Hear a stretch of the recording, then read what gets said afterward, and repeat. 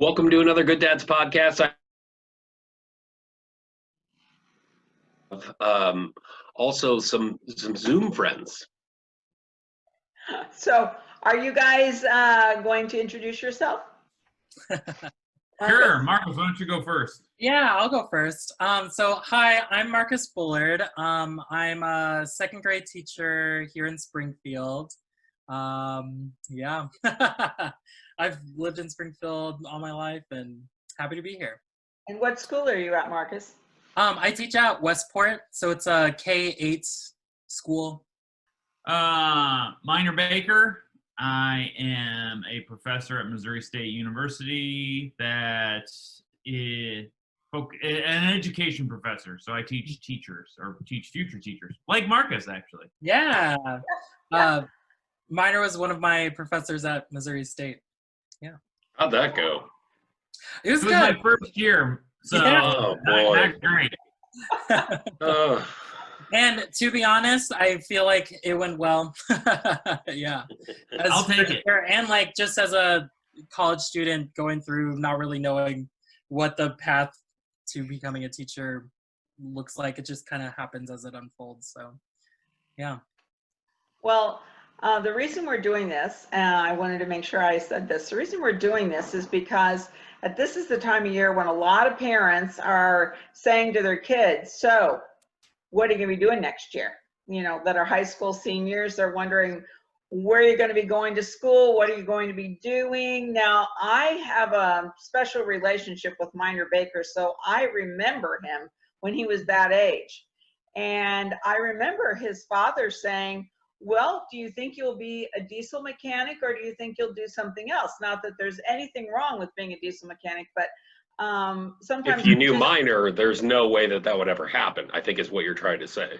very much It'd be very scary if Minor was a diesel mechanic. Yeah. There would be a lot of problems with the trucks on the highway. So what we're trying to do is help people, dads and kids, preview a lot of careers. Like, you guys are providing reality for, do you remember your 16 or 17-year-old self and what you were telling yourself at that time? And then kind of talking a little bit more about your career path and then why you think someone might want to consider that career path today. So I wonder if we could just start with, like, where were you at 16 or 17 years of age? What were you thinking about doing?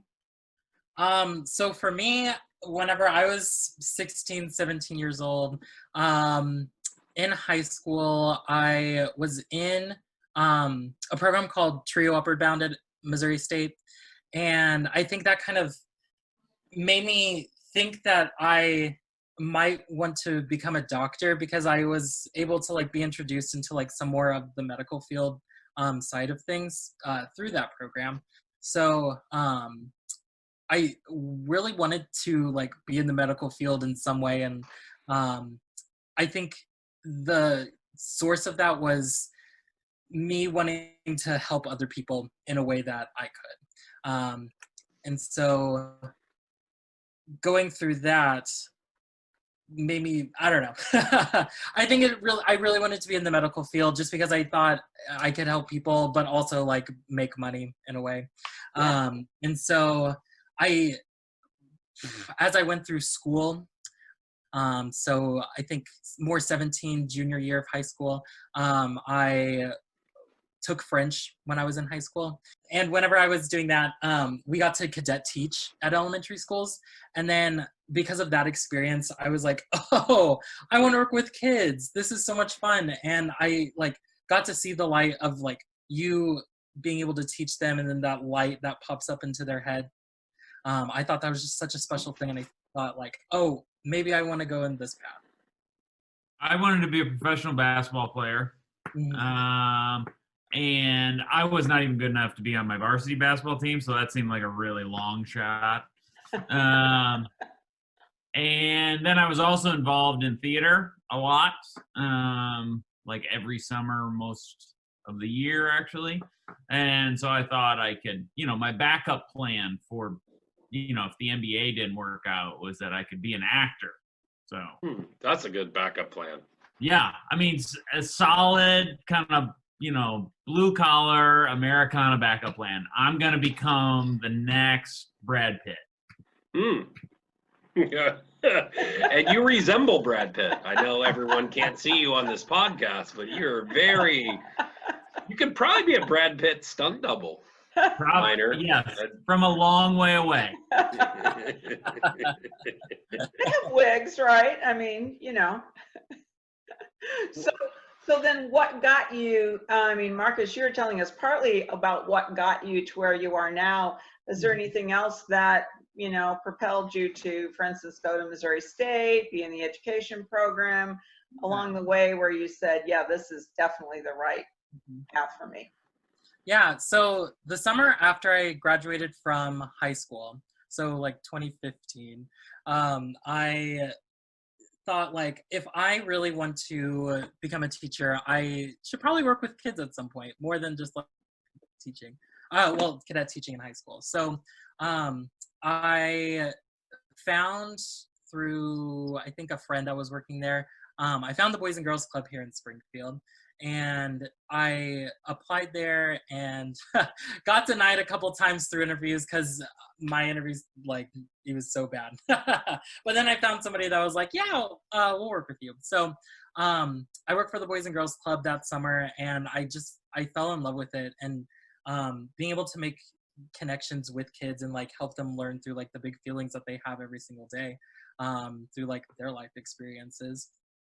I think that really had a big impact on like me as a person. So with college as well, I had decided to go to Missouri State because going back to like Trio Upward Bound, that was at Missouri State. So it was a place that I was familiar with, and it was home, so I still got to see my family too.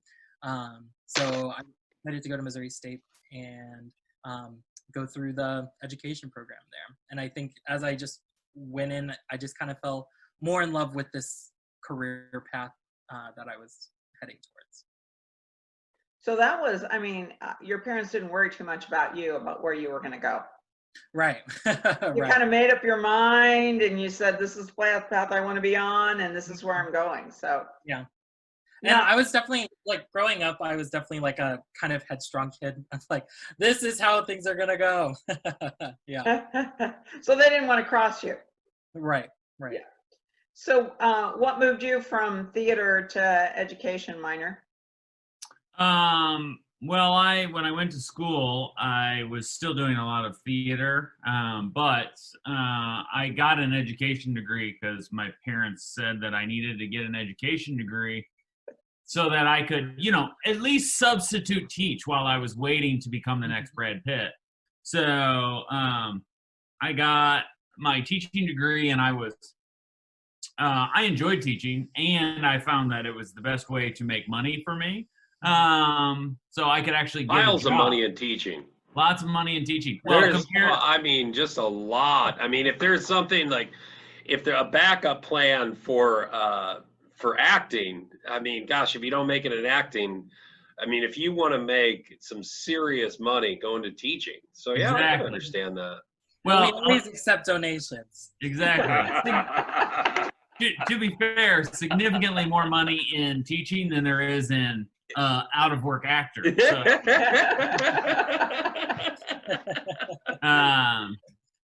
I don't even know. Out of work would imply that at some point I did have work, so that may even be a misnomer. So I started teaching, and then just fell in love with it, enjoyed it. I liked. I've worked in all kinds of environments, so I like the variety of the environments, and it allowed us to kind of move wherever we wanted to move in the U.S. because it doesn't really matter where you're going. People are always looking for teachers.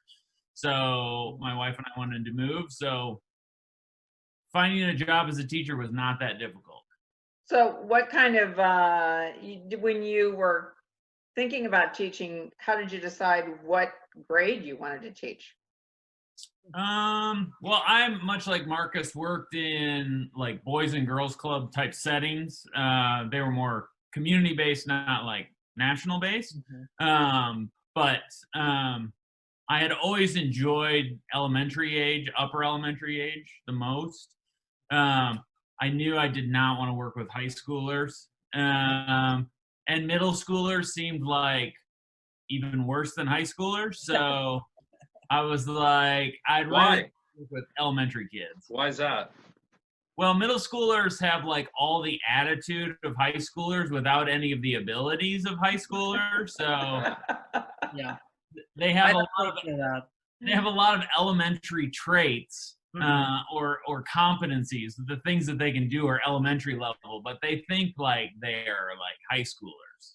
So Yeah. Yeah. I'm a hard no on that. I think the only like middle school grade that I could teach would be 6th grade, because they're still like they're still like kind of babies within like that realm of their Right. schooling. But they're just weird kids because they're like starting to go into puberty and like their brain is just all over the place. So I think Agreed. 6th graders are fun, but 7th and 8th graders, I think, maybe.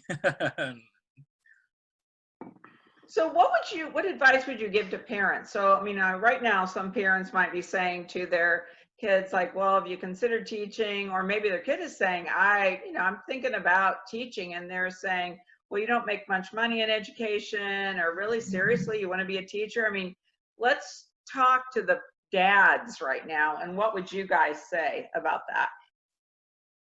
I will say that the pay thing personally is not a huge issue, and the way things have been done with pay are not a guarantee that that's the way they'll always be. So I think we're discovering in the last 6 months how valuable teachers really are, and we're about to enter that debate full throttle here in the next probably the next 6 months.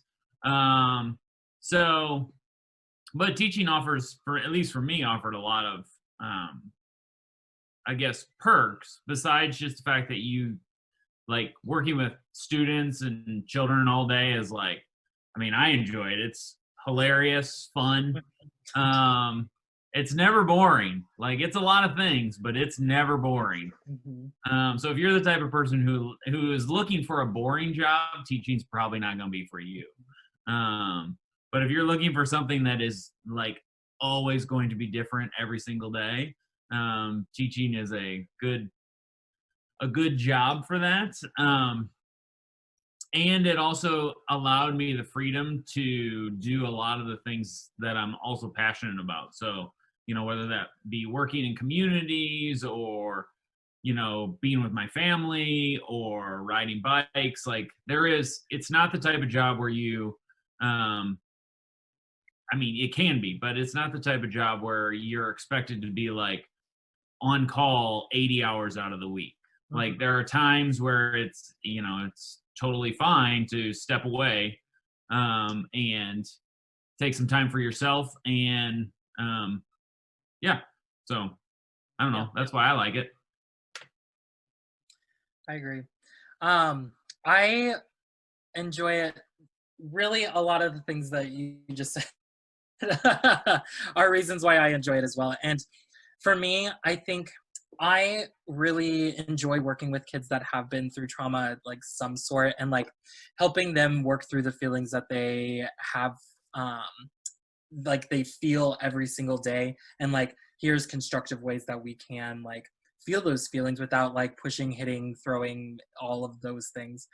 So I 100% enjoy that piece of it, because I am like helping people that might not have the means to like get that, I don't know, like professional help in a way, from just like kind of an everyday teacher as well. So I really enjoy that piece of it as well. And I think going about like, it can be such a stressful and taxing job on yourself, but I think whenever you are working with like administrators and other teachers that like they are on your side as well as you are on their side, I think that can just like create a just to grow and develop as a professional.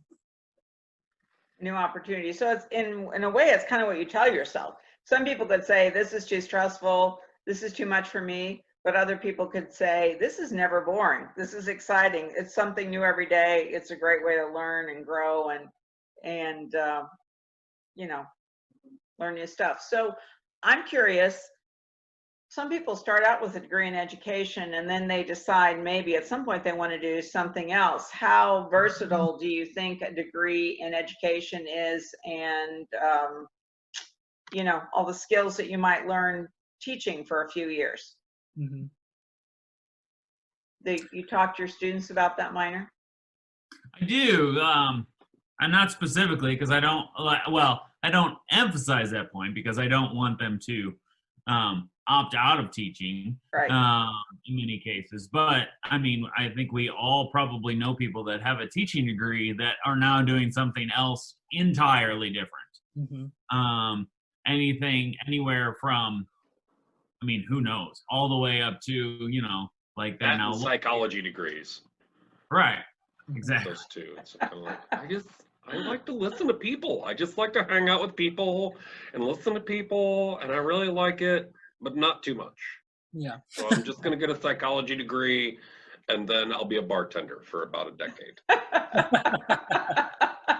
Yeah, so I mean, if you can manage a room of 20 second graders, like there are very few jobs in your life that you're not qualified to do. Like That's the truth. you may need to require additional skills, you know, to be a lawyer, a doctor, or you know, an engineer, like anything else. But the group management part of it is it's a skill that not everyone has. Mhm. Yeah, God love you, Marcus. It really is. Have you learned And I some, think- what have you learned about yourself, Marcus, since you've been teaching second grade? Oh boy. I've learned how much patience I can really have. I think that's a huge thing because I think at first, like, even with like student teaching experience, like the semester before you potentially start your career as a teacher, I think that's still like a little hand-holdy, because like you have your teacher that you're working with and like you get to experience all of it, but it's still like their classroom. And so like whenever you get your own classroom, it's really you kind of like navigating the waters and like learning how much you can like handle as yourself. So I think that's been a really eye-opening for me, and like ways that I can like just de-stress, because I think it's something that like it can consume you because like you have to go through things like just daily planning, and then those plans aren't always the plans that you end up doing because you have to like modify either on the spot or think about like what you would modify while you're planning as well. So I think it can you have to be able to be flexible. I think that's the biggest thing. Think on your feet and Mhm. like, what are you gonna have to do differently? So you guys have told us some good things about being a teacher. What would you say are some of the challenging things about being a teacher? Because Parents. oh, yes. Sorry, Jay, I'm not Aaron? a teacher. That's just what I've heard. What? You're not? Are we all glad about that? So, all right, we'll ask you first, Marcus. What do you think are some of the challenging things about being a teacher?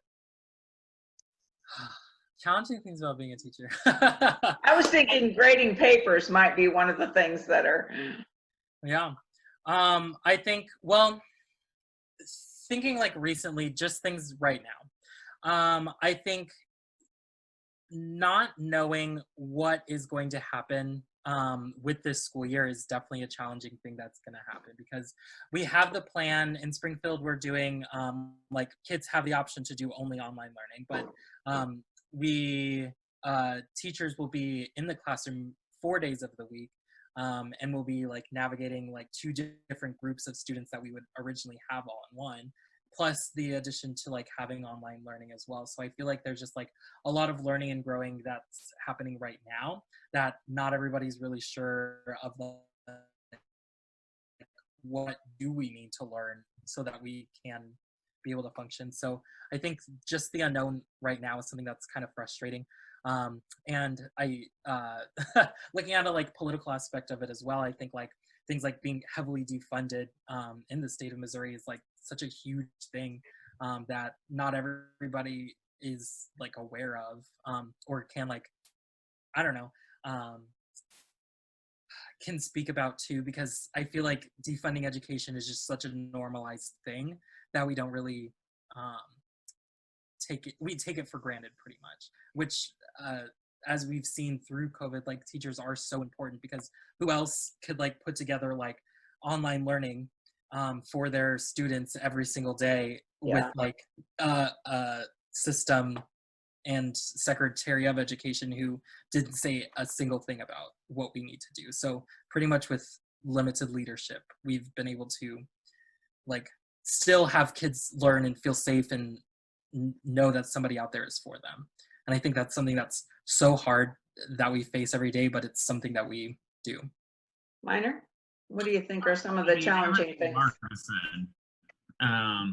Yeah, Marcus, I think, perfectly articulated many of the challenges. I guess probably a broader one in my experience is just, and it ties directly into what Marcus has already said, but this idea that like everybody loves to say they support teachers and oh, that's so great, you're a teacher, all of that. But then when it comes to actually supporting teachers, we find out very often that saying that we support teachers or teaching or schools is a lot different than actually doing it, because everybody thinks they can be a teacher because everybody spent time in school, so they have some context to what is going on.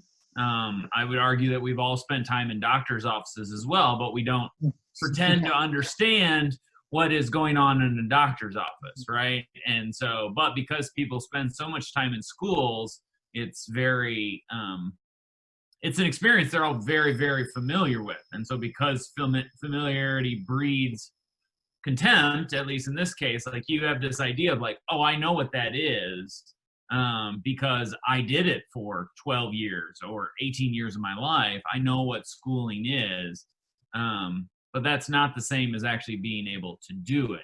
So there's a lot more nuance and art to this and science to what Marcus and I do than we often get credit for. Mm-hmm. Yeah. So what you're saying is that sometimes people might just take you for granted what the teacher does and how important they are. Of course, like you said, right now we're about to find out how important teachers are. Yeah. Literally, we're seeing that right now. Like the economy, I mean, economists, teachers account for or responsible for somewhere between 8 to 12% of the economic lag that we experience.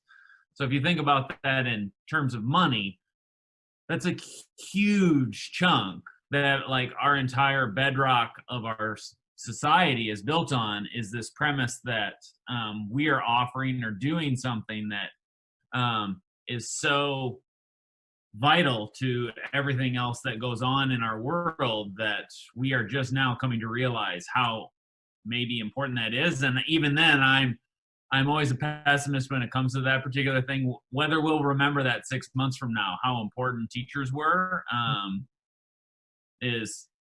remains to be seen. Yeah. I just want to go on the record of saying that usually every time that I see you, Minor, I give you an apple. So you know what I mean? Like, it's just kind of like, what else do you want? Yes. I mean, you get an apple. I don't know, man. I mean, I just, that's got to show some appreciation.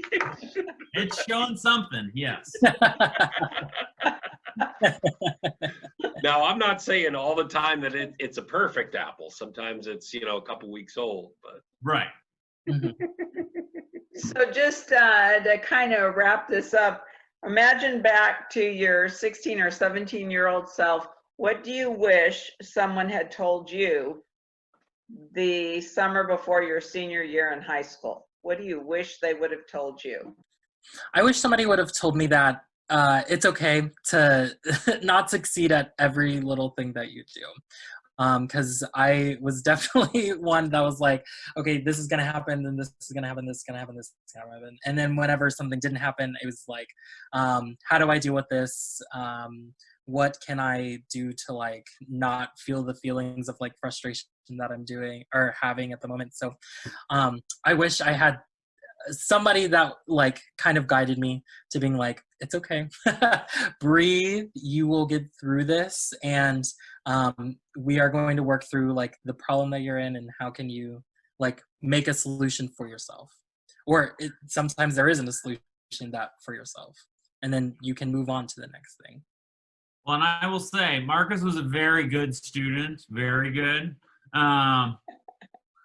So, and that is often a sentiment expressed by students who have been very successful in school, is when they get into teaching, is it's like, oh, it's not just, there's more variables than just the amount of effort and like time I put into something. That, you know, it's hard for us to prepare students to understand that like being really good at this is a lot like a baseball player. Like you still miss. You don't hit every ball that gets pitched to you.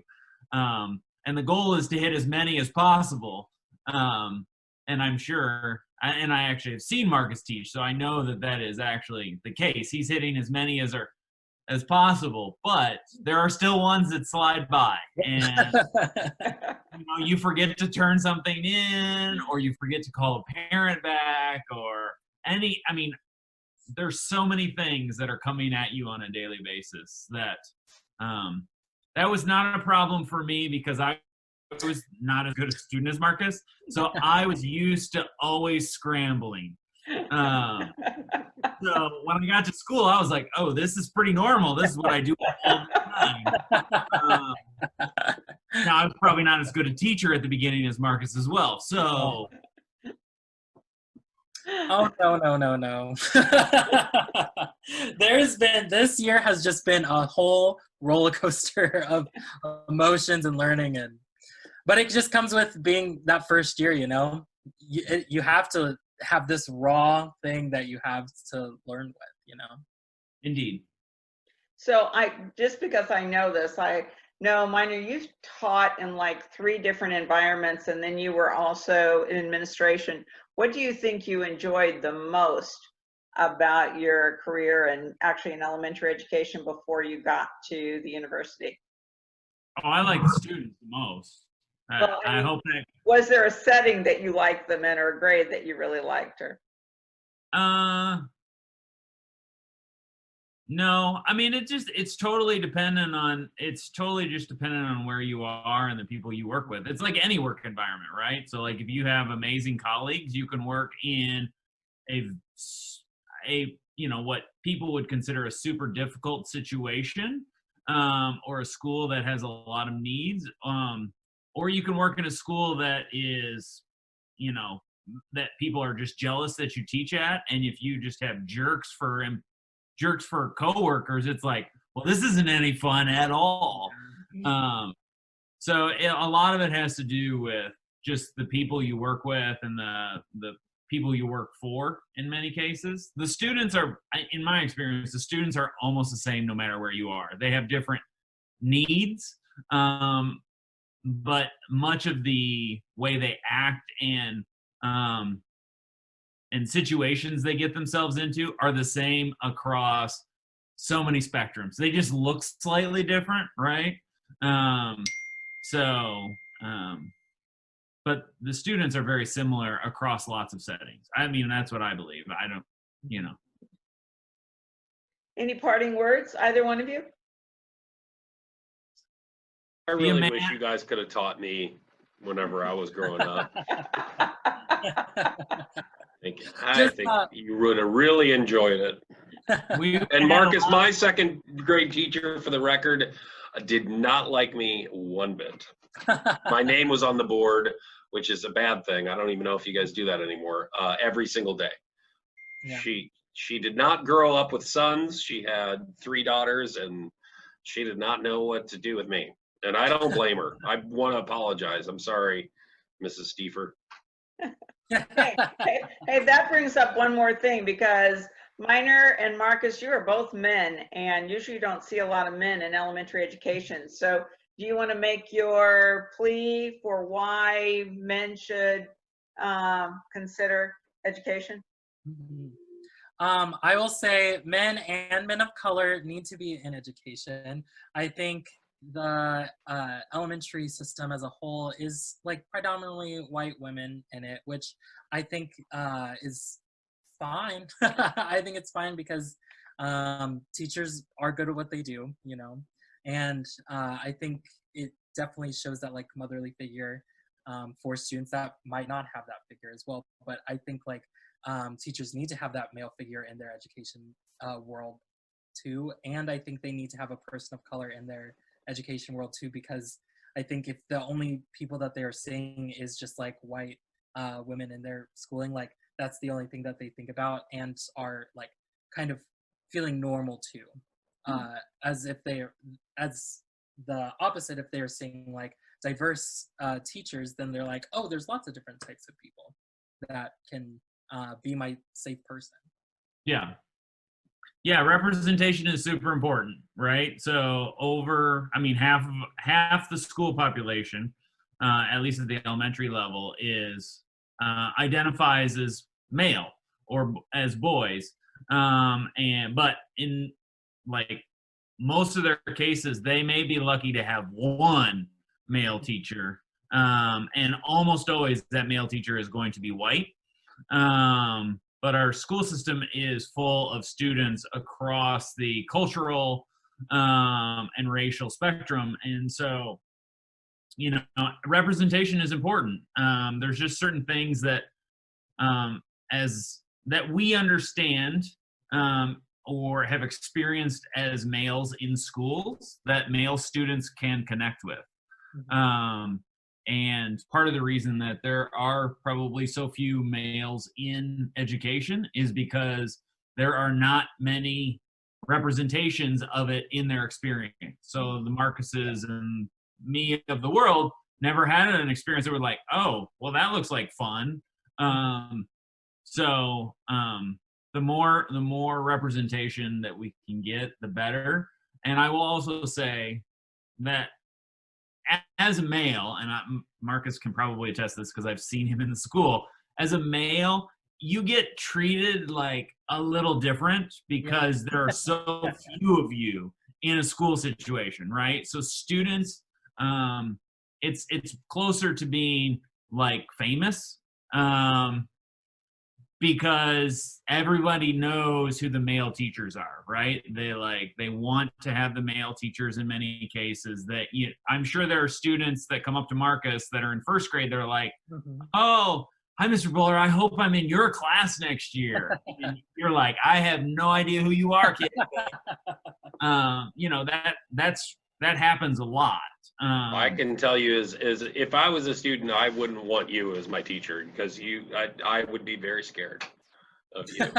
You shouldn't be. Your mustache and bald head. I don't know. As a student, I would say, you know what, anybody but Mr. Minor Baker, please and thank you.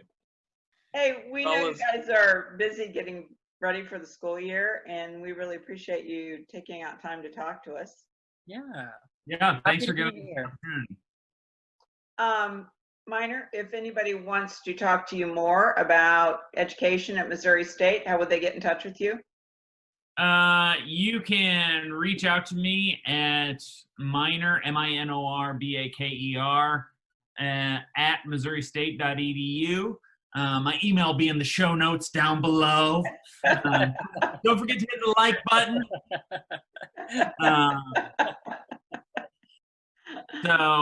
But yes, and they can always contact anybody at Good Dads. I'm sure they all know how to get a hold of me. So, but yeah, Minor Baker at missouristate.edu. And Marcus, I'm assuming that if someone wanted to get in touch with you, that would be okay as well. We can include your email address as well. Yeah, I would love that. And just for here, my email address is Marcus, MARCUS, Bullard, BULLARD, at spsmail.org. And I'm also on Twitter if you want to reach out there with M. Marcus Bullard, and that's it. And I'm on Twitter as well. It's at Minor Baker, MINORBAKER. Okay. You want to Great, plug anything guys. else? You guys selling anything, or you guys got any Well, side Don't forget businesses to or like my restaurants? Or- SoundCloud. Minor, Marcus, thank you guys so much for joining us today. Yeah, Thank you. thank you. Bye. See ya.